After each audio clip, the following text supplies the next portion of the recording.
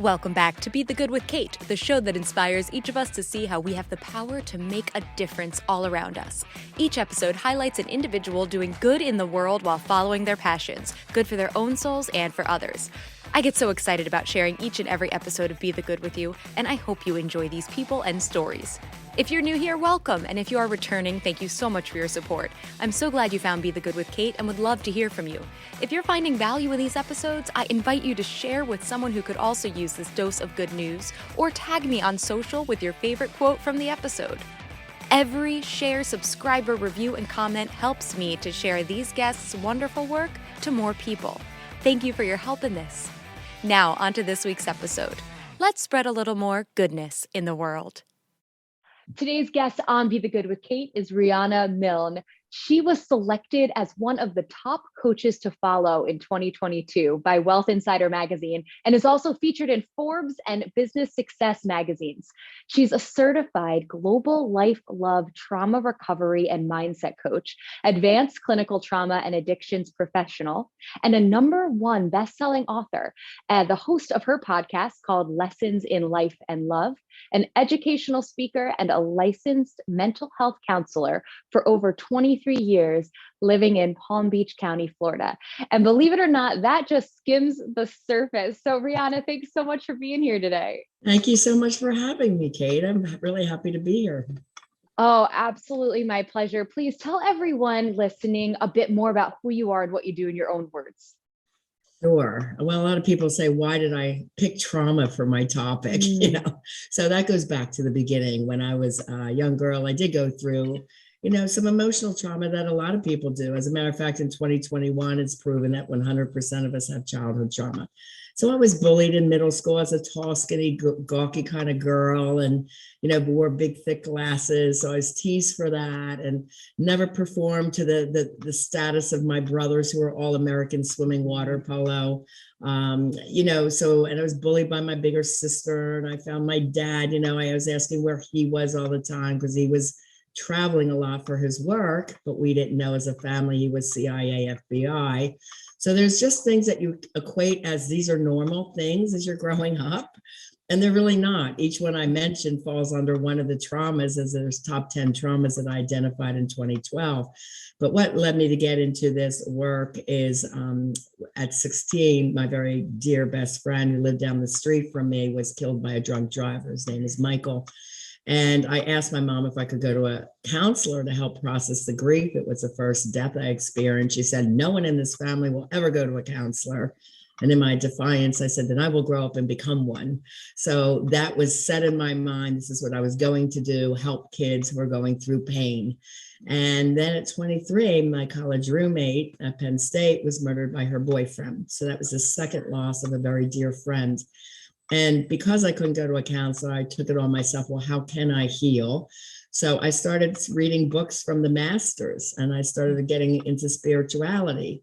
So even things like Sylvia Browne and Crossing Over by John Edwards, and then the books from the Dalai Lama, Deepak Chopra, Marianne Williamson, the Dalai Lama, Wayne Dyer, Tony Robbins. These are just some of my mentors that taught me on mindset, success, faith, and I became like a serious thinker. Nobody really knew that because I was a fun, outgoing girl as well. But I also, became very spiritual and serious about how much time do I have to make a difference in the world. And I'll take on Corinne's spirit and Michael's spirit and live with triple purpose. So that's how I got into mindset and spirituality. And then I married my college sweetheart, which is kind of what we did in that generation. Pretty crazy to marry at age 21, but that was the norm back then for us baby boomers.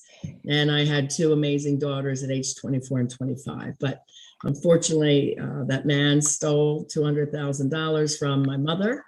And it was the right thing for me to take on that debt when he and his father refused to pay that loan back.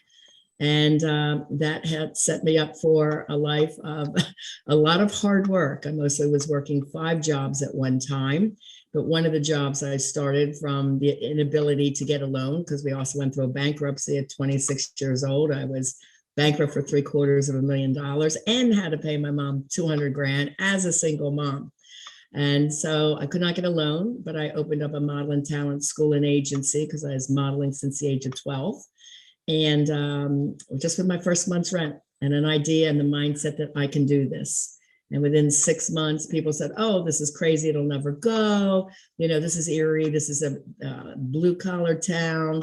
But I opened it up commercial real people. And by 6 months, I won the International Award for Educational Excellence. Within a year, it won Model and Talent School of the Year internationally. So I went from 4 in my first class to 24 on a waiting list within a year. And by 27, I could buy my own home for my daughters and I. I came up with the ability of opening a modeling camp at a college campus. And I bought a second property for my office and remodeled that whole thing.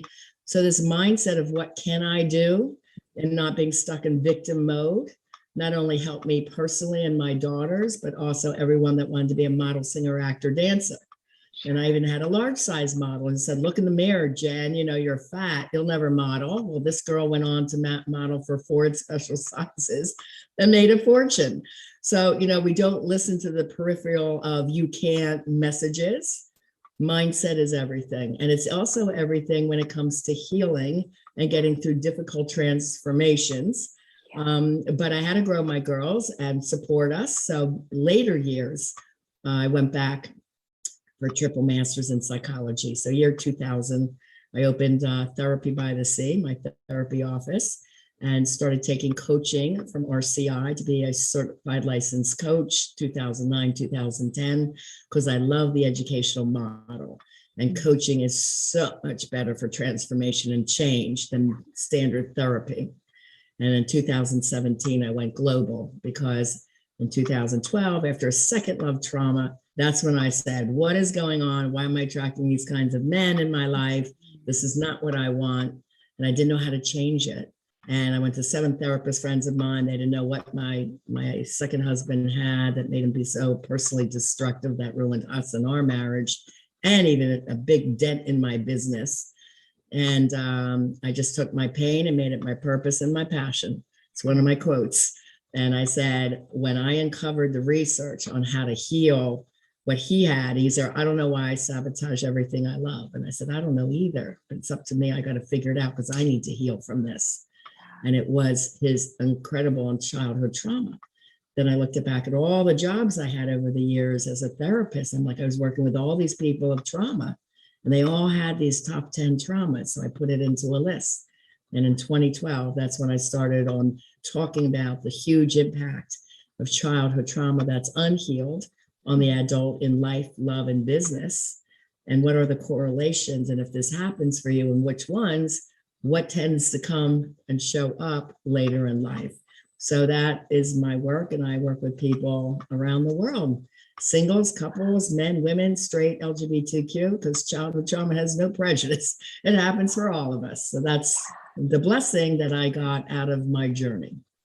Wow. Just unbelievable. Just one layer after the other there. It's a lot of layers.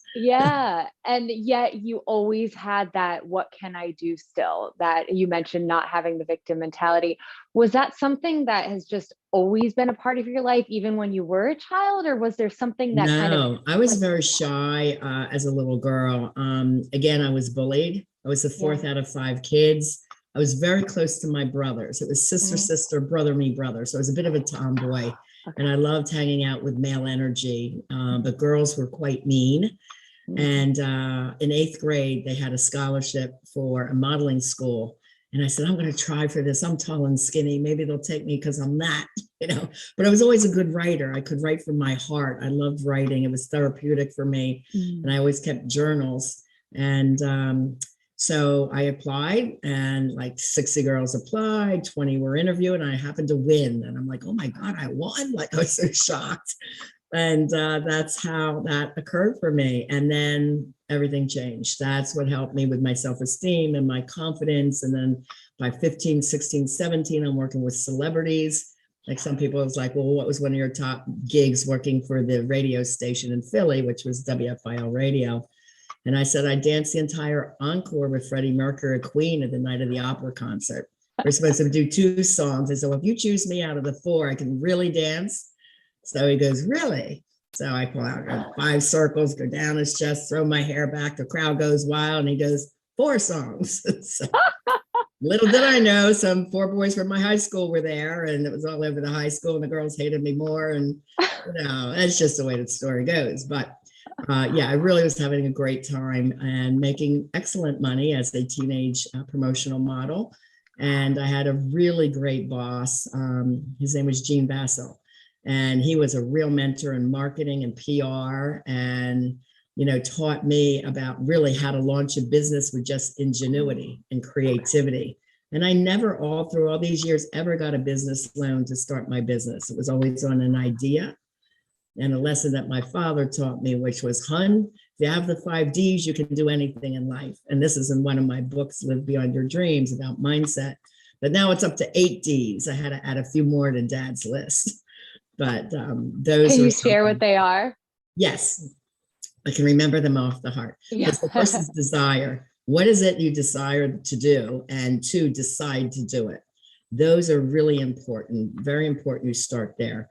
Determination, dedication, devotion, which is the spiritual aspect, how the faith you can do it, and don't give up on yourself when everyone else doesn't believe you. You have to believe yourself more.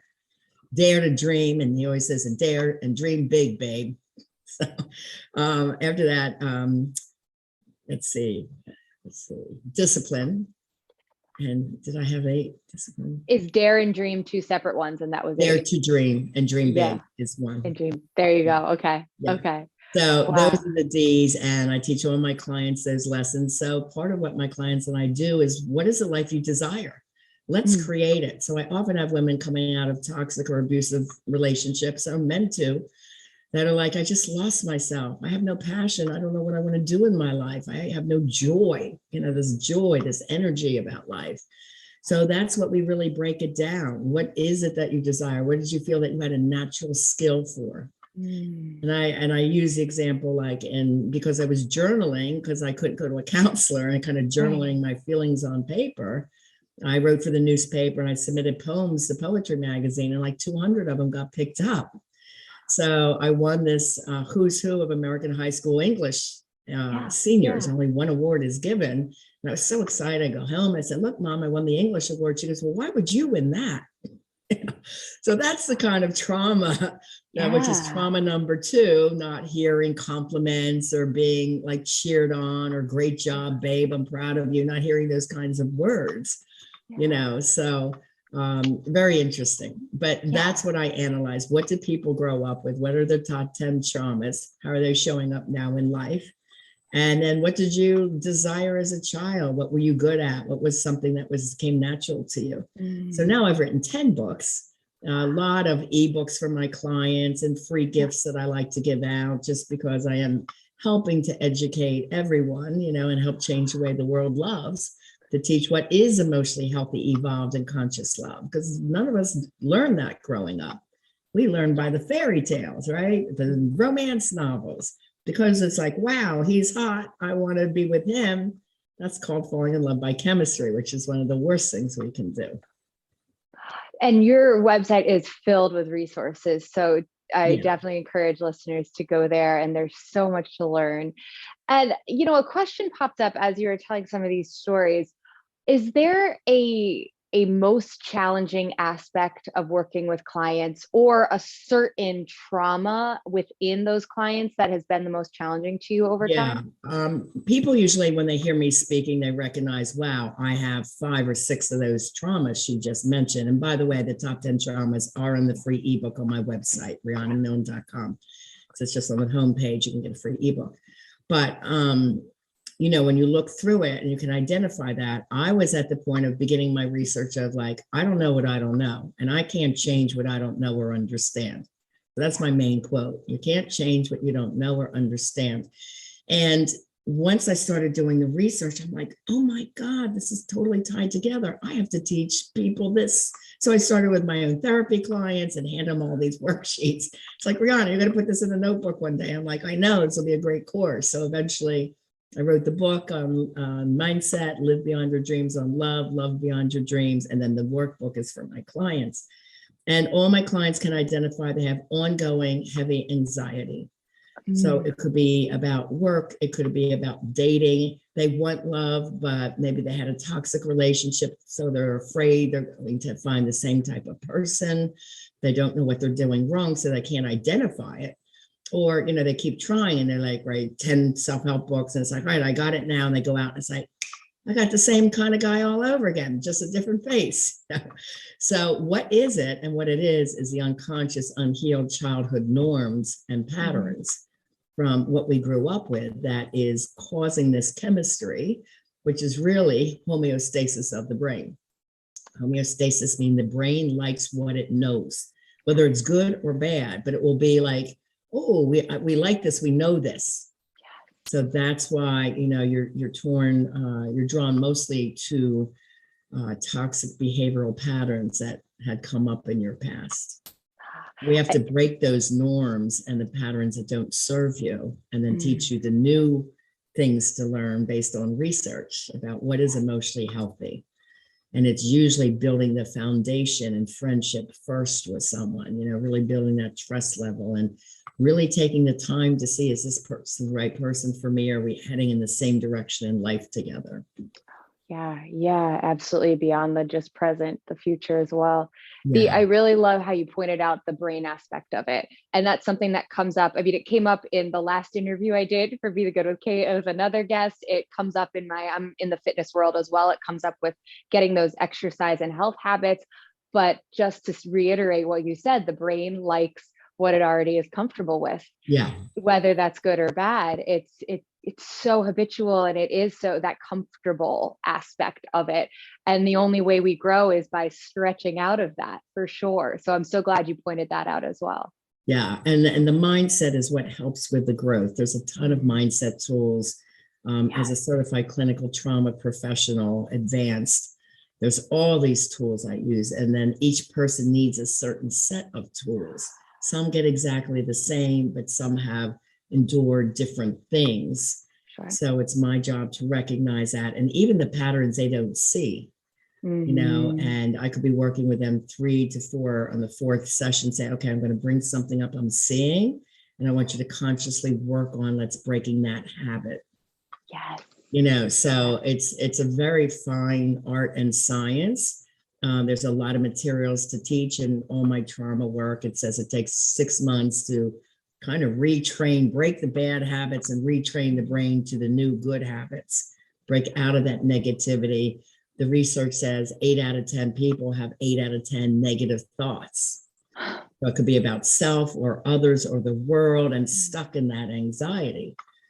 So this shows up in life, love, business, even in business, you might go so far and it's like, wait, I need that coach. Wait, that's $10,000. Well, what if it doesn't work? I don't know. And it's like, then that's the lack messages from growing up.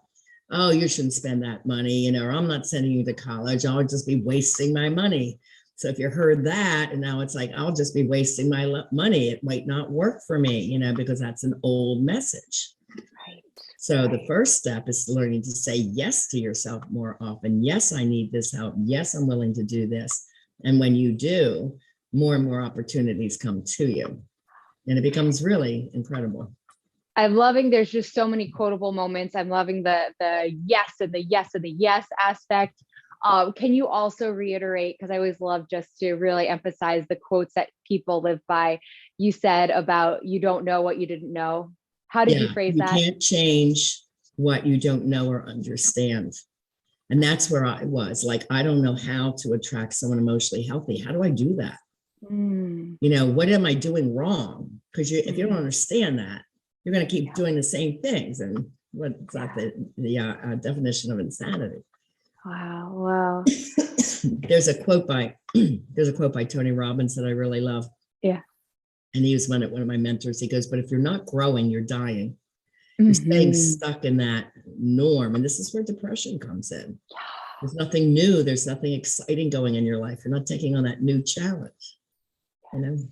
Yes. And talk about another great quotable person, Tony Robbins, my goodness, for sure. Did you find any one aspect of everything that you've been learning over the years? Because again, like your resume is is huge, and you've had so much training and so much experience. Has there been one aspect of it all that stood out among the others that has really helped you personally? I would say the 7 Ds, Yeah. 8 Ds. I keep adding to them. Because, when I'm writing a book, for example, Love Beyond Your Dreams is 400 pages. And I took it from idea that popped up in my meditation to the book delivered in the sample format, the full book, the author's copy in Florida. That's like, I'm moving to Florida in 6 months. This has got to be done in 6 months. So I did goal setting, which has been part of my life. That's big. I always do daily, weekly, monthly, 6 month and 1 year goals. Well, that book I put into 6 months. This has got to be done. I'm moving. So lo and behold, this research was so exciting to me. I kept typing and ended up 400 pages. And I'm like, oh my God, I got to stop. And then it went into my notebooks. Okay. But that ended up being 400 pages. So the D's is like, okay, I'm driven to do this. I'm deciding to do this. I am dedicating, and people there, where are you, Riana? We don't see you out on the weekends. I'm like, nope, I'm writing a book. Yeah. Dedication, focus, every weekend, Friday morning to Sunday night, writing to exhaustion. That's the drive. Keep going when it's hard, when you're tired, you work till exhaustion, because that is keeping me motivated.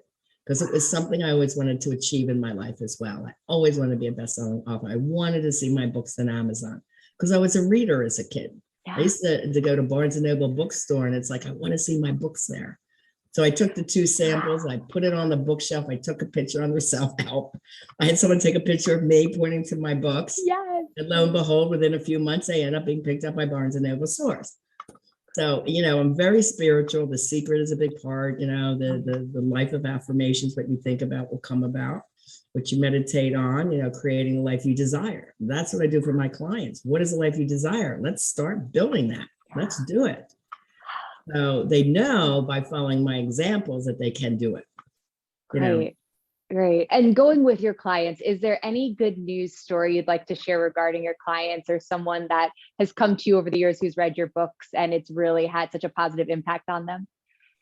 There's so many client stories. I think I have a package of over 100 testimonials I send people when they're inquiring to work with me. It's like, please read my client's story. They say it better than me. But just recently, because I'm going to put this young man on my podcast, someone named Dan, and they all allow me to share their stories. He came to me out of college. He came from a wealthy family that owned a big business, and he was supposed to be there as a manager after college, where they put him in a lower level position. And I was kind of picking on him because he was the owner's kid, and he hated it. And I said, well, what do you really want to do? And he goes, I want to illustrate children's books. I said, Dan, can you draw? He goes, yeah, I can draw pretty well. I said, bring me in your drawings. So his drawings were absolutely amazing. Hanna-Barbera cartoons, like Scooby-Doo, Jetsons, and identical. I'm like, oh my God, you were really good. Let's do this. So by the time he was done coaching with me, which is a 6-month program that he decided to do, we had him in 13 children's books.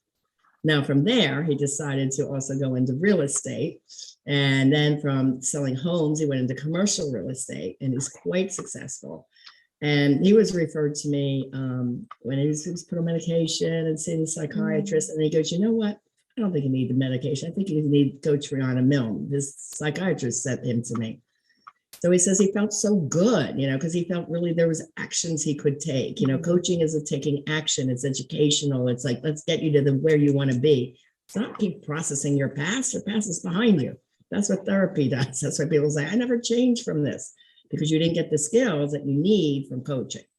So from there, he was picking women, like a lot of men do, the pretty girl that broke his heart, that cheated on him. And so he learned what emotionally healthy love is. And I'm having him on my podcast now because he has an incredible woman that he's just married, and he's so excited. And he says, Riana, every day I wake up doing the routine you taught me, the mindset tools you taught me. It has led me to huge success in business, to the woman of my dreams. I would be glad to do your podcast. So these kinds of stories happen all the time. And this is why I love what I do. I said, if I can change one life, I'd be happy. But it's been hundreds and thousands over 40 years, because even my models, I told you the story of my plus size model, Jennifer. I have a cute story too of the auto mechanic from Erie. His name was Michael. And he said, I want to be a model. I'm like, okay, come to modeling school. Because I had a model and talent school and agency. And he's there, I'm really shy. And I said, I really think instead of a model, you need to be an actor. Because it was big, muscular, blonde hair, big white smile, blue eyes. I said, you're like a Baywatch guy. He goes, oh my God, it's my dream to be on Baywatch. I said, let's get you on Baywatch. No, that couldn't happen. I'm an auto mechanic from here. He said, not you were yesterday. Let's work on what you want to become. Lo and behold, he went and competed in LA. Mike on Zepp with a talent agent that gets him on Baywatch. So, I mean, it's just it's so cool. So I was called like from some of my people, the dream maker. So I was doing it at 26, 27 years old. Then as my older age, I just add the psychological healing component now. So I do heal the childhood and love trauma from toxic relationships. And then let's create the life that you want. So you got to heal this first. And then the belief system is where it needs to be, the mindset. At 26, I didn't know about childhood trauma. It wasn't even in my triple master's program in psychology. We didn't learn it at all. So as I was talking about it, 2012, 13, 14, people were like, yeah, you're crazy. You're making this up. I said, no, I'm not. But I'm only the first one to speak on it. It'll come out sooner than later. Now everyone's like, oh, childhood trauma. It's like an everyday word now. But it sure wasn't 5, 6 years ago. And those stories are just amazing. But what's even better is just your face while you're telling these stories. You can just see the passion and the love you have for these clients and what you do. It's so real.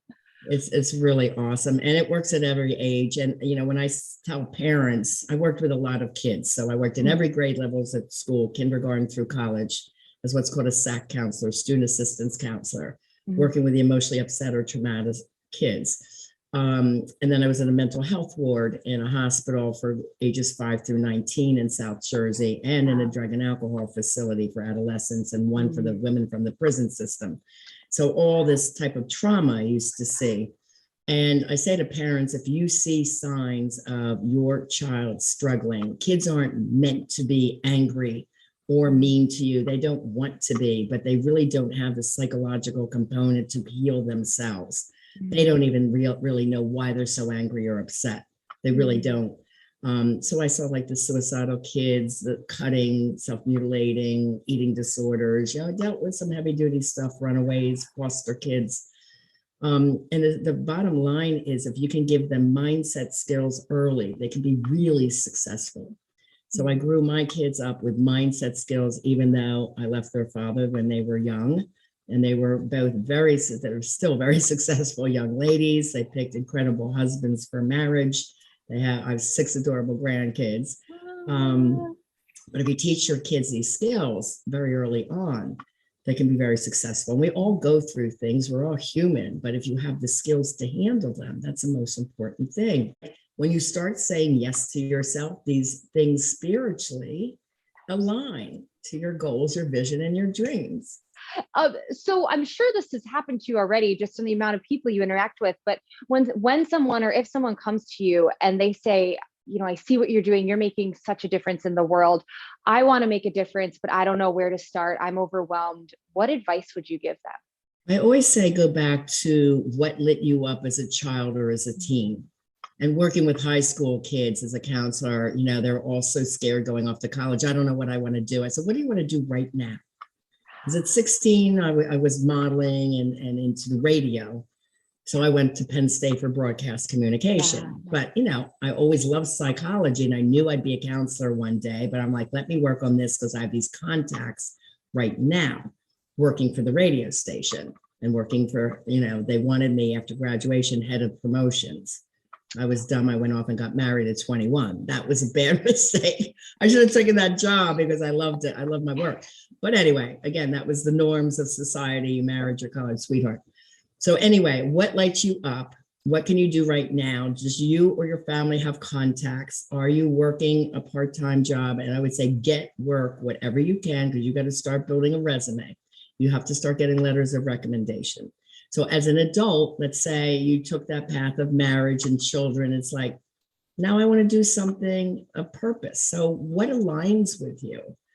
You know, because of the loss of my dear friend Corinne, one of my internships was working in a domestic violence shelter. And I said, I'm going to help women who are in abusive relationships. I'm going to help them heal and grow beyond this.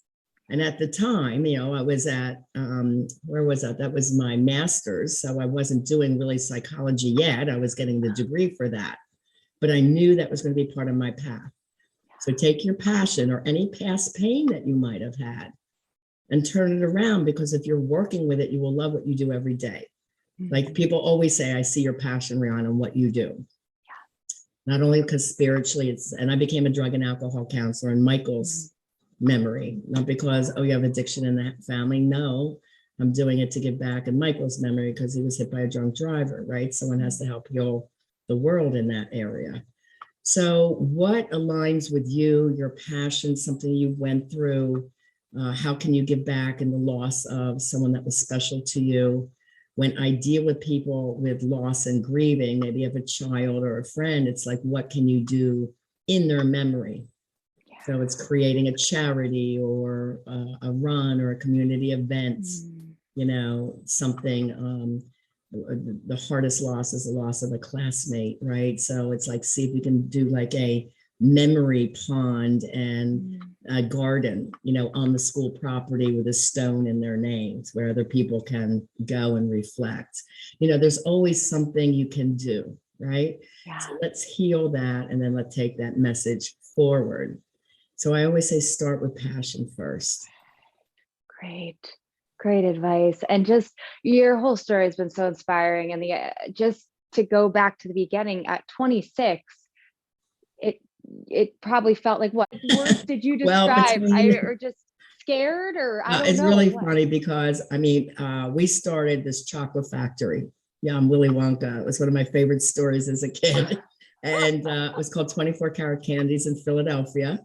And this is when I was married. We moved from Erie down to Philly, where I'm from. And my boss said, no matter what, just don't go in this one neighborhood because the neighborhood doesn't support it. They don't want stores there.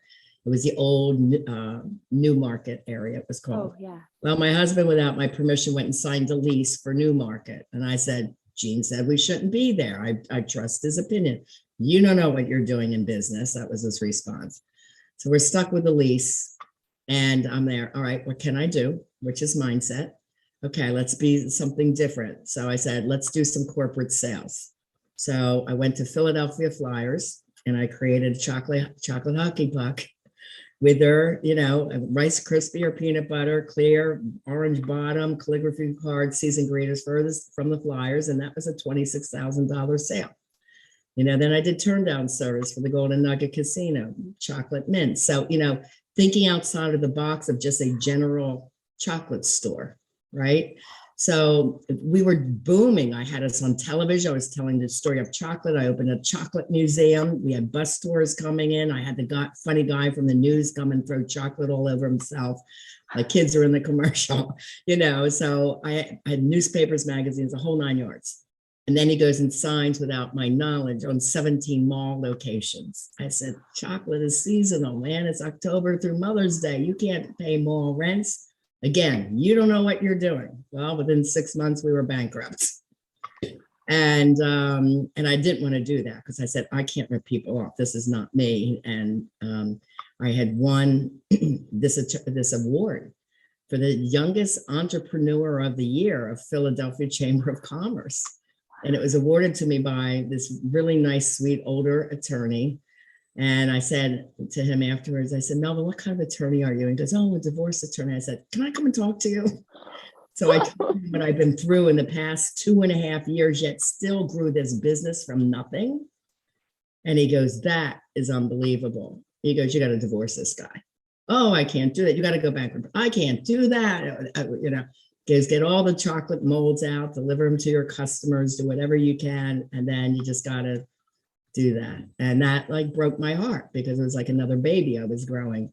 But I still have the satisfaction of doing within 2 years, growing that business to, incredible places. But it was out of my control where it was going because he decided on his own he was going to do this or that.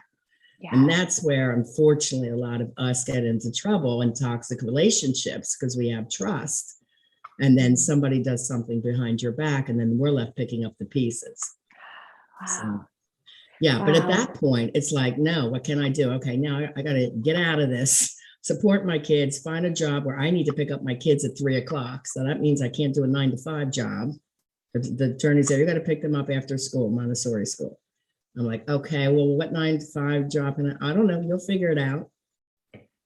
So I did. I said, all right, I'll open up a model and talent school and agency with my first month's rent. I'll grow it. I'll do it. I modeled, and then I called an agent out of New York and said, can I pay you to mentor me? I don't know how to be an agent. I only have modeled. And so she told me how to run the business. And then this gentleman from the Department of Education, he was wonderful, James Hobbs. He actually wrote me a letter. He goes, I heard you're running a model and talent school without a license. We have to close you down. I'm like, I didn't know I needed a license. I'm 26 years old. I'm a single mom who's trying to support my kids by teaching modeling. Do I really need a license? He goes, well, yeah, you're actually running a school. I'm like, okay, I'll become a school. What do I have to do? He goes, well, there's a lot of paperwork. I said, send it to me. I'll do it. So I said, how much time do I have? 6 months. Well, guess what? 6 months ago with my mindset, I can do this every night working on it. I needed to write the manual, 250-page manual. That was my first book. And he's all right, you got to present your school to the Board of Education. I said, okay. So I had to go down to Harrisburg. I thought maybe I'd have like 4 or 5 people in front of me. It's a big U of people, like 20 people. And he goes, where's your staff? I said, I'm it. I mean, where's your attorney, your accountant? I'm like, I'm it. I'm sorry. I don't hire anybody. It's just me. You wrote all this, like notebooks, your presentation. Yeah, I can answer every question you need to ask me. And I got passed. So I believed I would. And I said, please keep me open until I get passed. I will pass. I'll do whatever you need me to do. I will need your help if I don't understand something. I know enough to get help and pay help if I need it. Absolutely. I paid 12 coaches to get global because I really believe in the coaching model. It works. Yeah. Yeah. All along, looking back at my story, there are always challenges. But when you have the mindset of what can I do? Let's find solution A, solution B, and no time to play a victim. There was no time for any of that. Thing. That's what just is so, I mean, I just keep going back to is that in this whole story, there's never the like, oh my gosh, my life, what did I do? What did I get into? It was like, no, what can I do? You keep going back to that mindset. And that is so huge. It's just critical. absolutely. And it's sad because these skills should be taught at school level. But as a trauma counselor, I did teach even my little elementary kids this mindset work. And then you'd see their grades go up and their friendships go up and the bullying go down. So these are such important, what we call life skills. Yes. And this is kind of spelled out in my book, Live Beyond Your Dreams. That's about mindset. And there's even a couple in there for chapter in there for teens and one for parents, one for couples, one for singles, and then the whole general philosophy. Because again, when you teach your kids this, it's incredible. Wow. And please tell everyone, Riana, where they can find you and follow you online, learn more about your books and the resources. Sure. The best place is my website. Again, it's my name, rianamilne.com. When you're on there, there's the free ebook on the homepage. There's the 4 free love tests. Help yourself to those. One of them is a childhood trauma checklist. So you can check out where you are. And there's a really special promotion to meet with me in private on Skype. We do like 5 simple assessments. I look at them. I can really analyze where the root of the issues are and what's showing up for you now and start talking about solutions for your healing journey and get you rolling. And then my podcast is Lessons in Life and Love with Coach Riana Milne. Again, it's more educational. It's on every podcast forum and my YouTube channel. I think I have 250 videos and audios there that would be helpful to you guys. Oh, excellent. And that's in the show notes too about how to get in touch with Riana.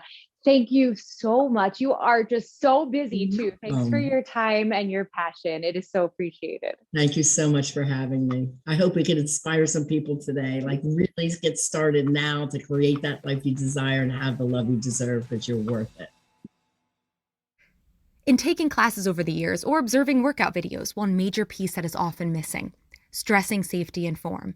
Additionally, group fitness classes are often marketed as being open to all levels, yet how often do instructors not give modifications nor progressions so that each participant truly can get what he or she needs out of the class?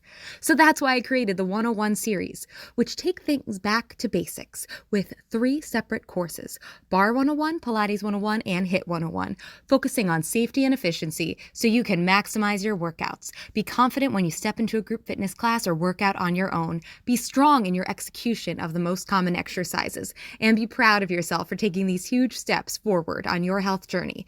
Check it out at bebykate.com. The link is in the show notes. Thanks so much for listening to Be the Good with Kate Chericello. Whether you're listening on YouTube or via podcast, it would mean the world if you liked, subscribed, and or left a review. You heard about the good? Now go out and be the good in your life this week. If you have stories of good news that need to be shared, please send me a message. Thanks again, and have a great week.